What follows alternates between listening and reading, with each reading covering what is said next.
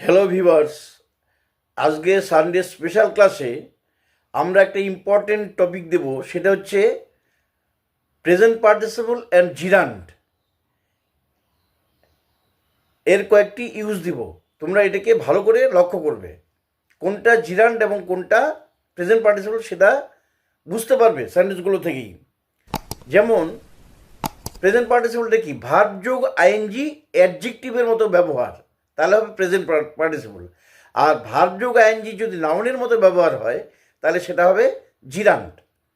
Example দিচ্ছি, he is going to school, সে স্কুলে যাচ্ছে। এটা হচ্ছে গোয়িংটা হচ্ছে প্রেজেন্ট পার্টিসিপল, কিন্তু he likes going to school, সে স্কুলে যাওয়া পছন্দ করে, যাওয়া কাজটা, এটা হচ্ছে নাউন গোয়িংটা এখানে, যার জন্য এটা হচ্ছে gerund. They are coming to me, তারা আমার কাছে আসছে, এখানে কামিংটা হচ্ছে প্রেজেন্ট পার্টিসিপল। আর they don't like coming to me, they don't like coming to me, তারা আমার কাছে আসা পছন্দ করে না। এই যে আসা যে কাজটা সেটা পছন্দ করে না, এখানে এটা হচ্ছে জিরান্ড। তাহলে আজকে এই পর্যন্তই। আমি আরও কয়েকটি এক্সাম্পল দিয়ে দিব, তোমরা ভালো করে লক্ষ্য করবে। Thank you.